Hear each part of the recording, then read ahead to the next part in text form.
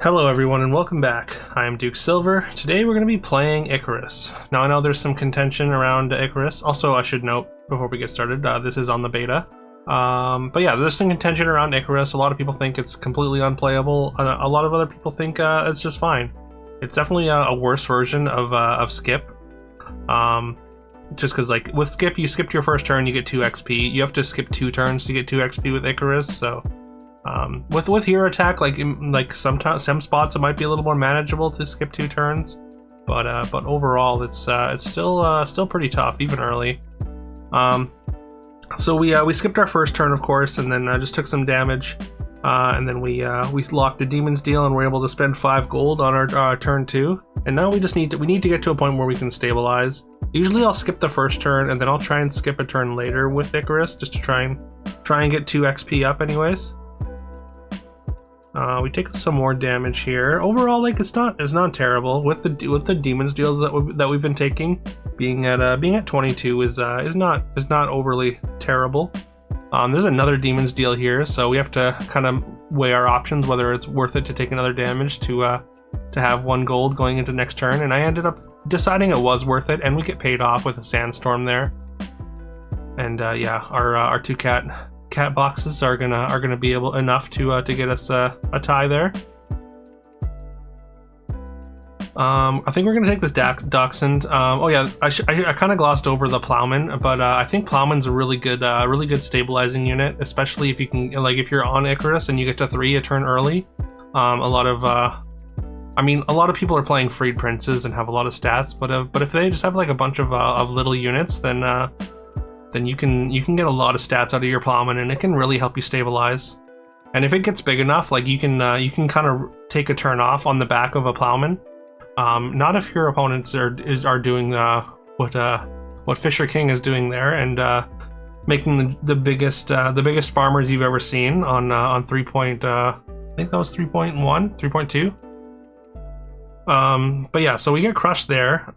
We do have this double cat box. We get a chameleon triple. Taking the chameleon is pretty greedy, but the fact that we got the triple, I think, is good. And also, like, if you can just put like a big attack item or something, or get some spells onto a chameleon, if you can get it to slay on Icarus, then it's going to be a lot more beneficial, because of course you're going to be ahead on XP, and that's exactly what we did there. We got to slay with our golden chameleon into a golden 5, and it was a pirate monkey, which has been buffed. Well, I guess it hasn't been directly buffed on the beta here, but a lot of the pirates have been buffed. Like Duelist and Crew Member now give stats when they summon, and Captain Hook, is it Captain Hook? I think it's Captain Hook, and used to multiply the stats of the rightmost character in her hand, and now it does the leftmost, and I think it does a little bit less stats, so pirates do have an avenue to actually be worth it. We did go for the new U because it was available there, so looking for a golden 6 super early here. But we did hit multi, which ended up being pretty lackluster. Also, we've got this Yuck the Yak, which now that we have this Yuck the Yak and Seer Sphere, like, I think this is the spot where we're gonna try and take a turn off. With the bell, I mean, we get like a decent amount of stats across our 4 summons from Catbox, as well as Multi is a decently sized ranged character at this point in the game. So yeah, and also all that gold that we lose by not spending anything, those do translate to stats to Yuck, or for Yuck the Yak. So I felt pretty good about taking that turn off, and yeah, we even get a victory there. Deal some damage on our turn off, so feel pretty good about it. And because that went so well, I think we're gonna try it again, because I mean, we get 1 more XP, we go to 6. It seems like a good spot to greed. I probably should have scouted the opponent's board. I think I might have scouted it in the cut, and I felt pretty good about where we were at against the board that I saw. But clearly, combat doesn't work out so great here, and we do take a damage, or do take some more damage. We're down to 7.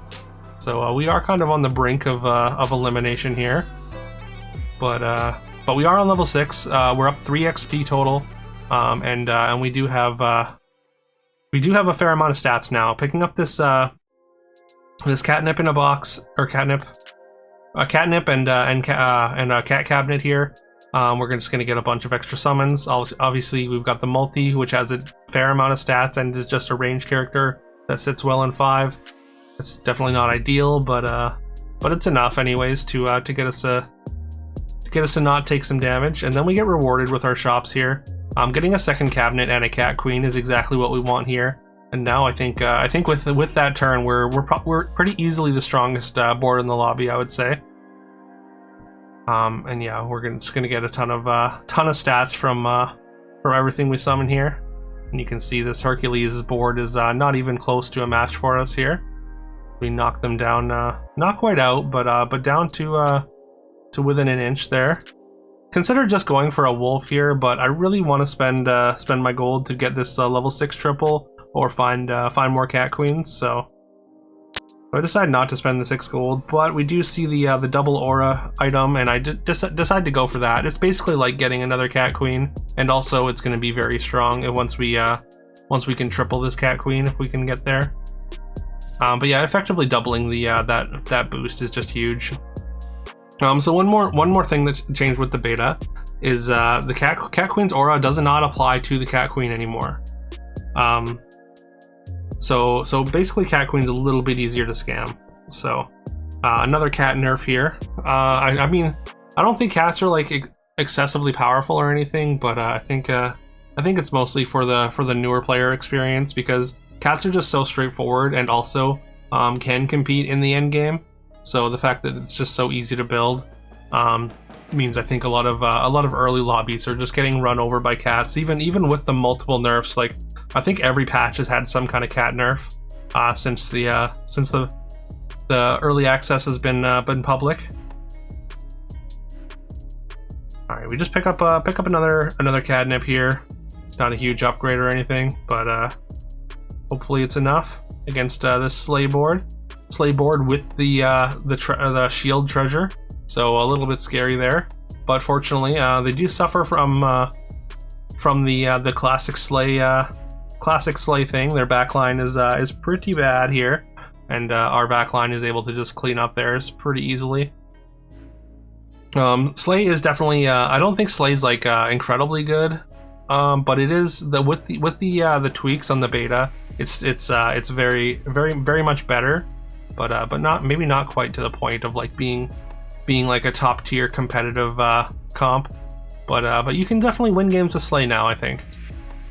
As you can see, multiple people are playing Sleigh.